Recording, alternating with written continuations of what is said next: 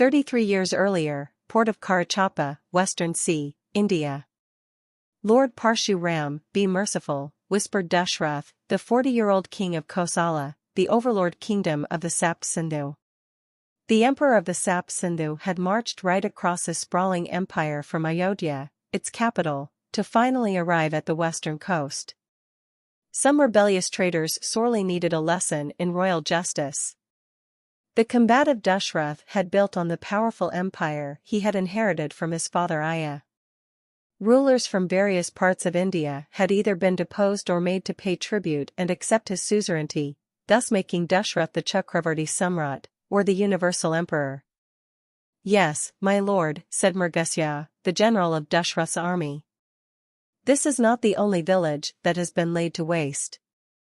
The enemy has destroyed all the villages in a 50-kilometer radius from where we stand. The wells have been poisoned with the carcasses of dead animals. Crops have been burned down ruthlessly. The entire countryside has been ravaged. Scorched earth policy, said Ashwapati, the king of Kakaya, a loyal ally of Dashrath, and the father of the emperor's second and favorite wife, Kakeyi. Yes, said another king. We cannot feed our army of 500,000 soldiers here. Our supply lines are already stretched. How the hell did that barbarian traitor Kubar acquire the intellect for military strategy? Asked Ashrath. Dashrath could scarcely conceal his Kshatriyan disdain for the trading class, the Vaishyas. For the Saps and the royalty, wealth was the conqueror's right when acquired as the spoils of war, but inappropriate when earned through mere profiteering. The Vaishyas' lack of class invited scorn. They were subjected to heavy regulation and a draconian system of licenses and controls. The children of the Sapt Sindhu aristocracy were encouraged to become warriors or intellectuals, not traders. Resultantly, the trading class in these kingdoms was depleted years. With not enough money pouring in from wars, the royal coffers quickly emptied. Over the ever sensing an opportunity to profit, Kuber, the trader king of the island of Lanka, offered his services and expertise to carry out trading activities for all the Sapts in the kingdoms. The then king of Ayodhya, Aya, granted the monopoly to Kuber in return for a huge annual compensation, which was then distributed to each subordinate kingdom within the Sapt Sindhu Empire. Ayodhya's power soared, for it became the source of funds for other kingdoms within the empire. And yet, they could continue to hold on to their old contempt towards trade. Recently, however, Kuber had unilaterally reduced the commissions that Dashrath rightfully believed were Ayodhya's due. This impertinence of a mere trader certainly deserved punishment. Dashrath directed his vassal kings to merge their troops with his own, and led them to Karachapa to remind Kuber of his place in the power hierarchy. Apparently, my lord, said Murgasya, it is not Kuber who is calling the shots. Then who is? Asked Dashrath. Of we do not know much about him. I have heard that he is no more than 30 years age. He joined Kuber some years ago as the head of his trading security force. Over time, he recruited more people and transformed the unit into a proper army. I believe he is the one who convinced Kuber to rebel against us. I'm not surprised, said Ashwapati. I can't imagine that obese and indolent Kuber having the nerve to challenge the power of the Sapt Sindhu. Who is this man? Asked Dashrath. Where is he from? We really don't know much about him, my lord, said Murgasya. Do you at least know his name? Yes, we do. His name is Ravan. Nilanjana, the royal physician, rushed down the hallway of the palace of Ayodhya. She had received an urgent summons late in the evening from the personal staff of Queen Kaushalya, the first wife of King Dashrath. The gentle and restrained Kaushalya, the daughter of the king of South Kosala, had been married to Dashrath for more than 15 years now. Her inability to provide the emperor with an heir had been a source of constant dismay to her. Frustrated by the absence of a successor, Dashrath had finally married Kakeyi, the tall, fair and statuesque princess of the powerful western Indian kingdom of Kakaya, which was ruled by his close ally Ashwapati. That too was of no avail. He finally married Sumitra, the steely but unobtrusive princess of the holy city of Kashi, the city that housed the spirit of Lord Rudra and was famous for non-violence. Even so, the great Emperor Dashrath remained without an heir. No wonder then that when Kausalya finally became pregnant, it was an occasion marked by both joy and trepidation. The queen was understandably desperate to ensure that the child was delivered safely. Her entire staff, most of whom were loyal retainers from her father's household, understood the political implications of the birth of an heir. Abundant caution was the norm. This was not the first time that Nilanjana had been summoned, many a times over frivolous reasons and false alarms. However, since the doctor too was from Queen Kausalya's parental home, her loyalty forbade any overt signs of irritability. This time, though, it appeared to be the real thing. The queen had gone into labor. Even as she ran, Nilanjana's lips fervently appealed to Lord Parshuram for a smooth delivery, and yes, a male child. I order you to restore our commission to the very fair 9/10 of your profits and, in return, I assure you I will let you live, growled Dashrath. In keeping with the rules of engagement, Dashrath had sent a messenger in advance to Kubur for a negotiated settlement as a last resort. The adversaries had decided to meet in person on neutral ground. The chosen site was a beach midway between Dashrath's military camp and the Karachapa fort. Dashrath was accompanied by Ashwapati, Mrigasya, and a bodyguard platoon of 20 soldiers.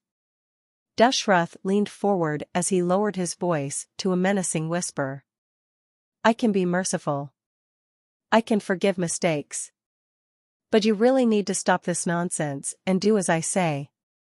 With a nervous gulp, Kubur glanced at the impassive Ravan who sat to his right. Even sitting, Ravan's great height and rippling musculature was intimidating. His battle-worn, swarthy skin was pockmarked, probably by a childhood disease. A thick beard valiantly attempted to cover his ugly marks, while handlebar mustache set off his menacing features.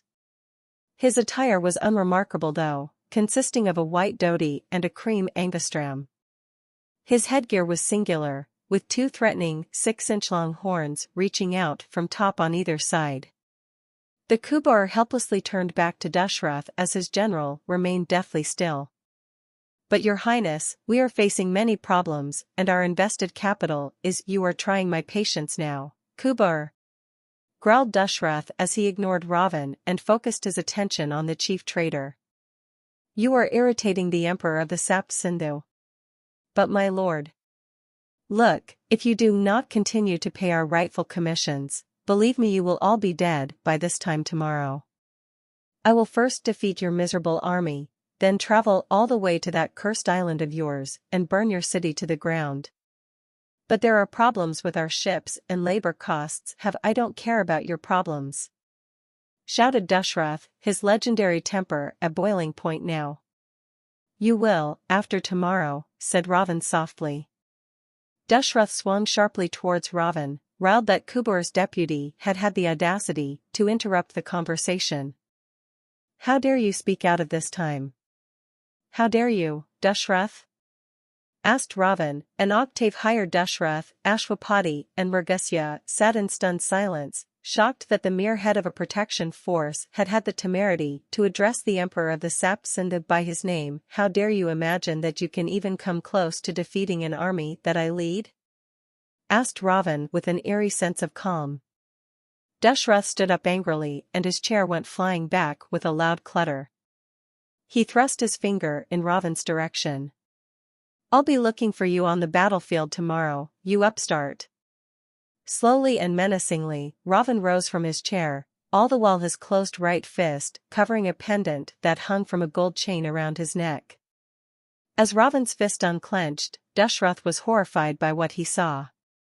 The pendant was actually the bones of 2 human fingers, the phalanges of one, which were carefully fastened with gold links. Clenching this macabre souvenir again, Ravan appeared to derive enormous power from it. Dashrath stared in disbelief. He had heard of demons that drank blood and wine from the skulls of their enemies and even kept their body parts as trophies. But here was a warrior who wore the relics of his enemy. Who is this monster? I assure you, I'll be waiting, said Ravan, with a hint of wry humor lacing his voice, as he watched Dashrath gape at him with horror. I look forward to drinking your blood. Ravan turned around and strode out of the tent. Kubur hurriedly wobbled out behind him, followed by the Lankan bodyguards. Dashrath's anger bubbled over. Tomorrow we annihilate these scum. But no one will touch that man, he growled, pointing towards the retreating figure of Ravan. He will be killed by me. Only me. Dashrath was bristling with fury even as the day drew to a close. I will personally chop up his body and throw it to the dogs, he shouted. Kakeyi sat impassively as her seething husband paced up and down the royal tent of the Ayodhya camp. She always accompanied him on his military campaigns. How dare he speak to me like that? Kakeyi scrutinized Dashrath languidly. He was tall, dark and handsome, the quintessential Kshatriya. A well-manicured mustache only added to his attractiveness. Though muscular and strong, age had begun to take its toll on his well-built physique. Stray streaks of white in his hair were accompanied by a faint hint of a sag in the muscles. Even the samras, the mysterious anti-aging drink reserved for the royals by their sages, had not been able to adequately counter a lifetime of ceaseless warring and hard drinking. I am the emperor of the Sapt Sindhu, shouted Dashrath, striking his chest with unconcealed rage. How dare he? Even though alone with her husband, Kakeyi maintained the demure demeanor normally reserved for her public interactions with him. She had never seen him so angry. My love, said Kakeyi, save the anger for tomorrow. Have your dinner. You will need your strength for the battle that lies ahead. Does that outcast, mercenary even have a clue as to who he has challenged? I have never lost a battle in my life. Dashrath continued as though Kakeyi hadn't spoken. And you will win tomorrow as well. Dashrath turned towards Kakeyi. Yes, I will win tomorrow. Then I will cut him to pieces and feed his corpse to mongrel dogs and gutter pigs. Of course you will, my love. You have determined that already. Dashrath snorted angrily and turned around, ready to storm out of the tent. But Kakeyi could no longer contain herself. Dashrath, she said harshly. Dashrath stopped in his tracks. His favorite wife used that tone with him only when necessary. Kakeyi walked up to him, held his hand and led him to the dinner table. She held his shoulders and roughly pushed him into the chair. Then she tore a piece of the roti, scooped up some vegetables and meat with it, and offered it to him. You cannot defeat that demon tomorrow if you don't eat and sleep tonight, she barely whispered. Dashrath opened his mouth. Kakeyi stuffed the morsel of food into it.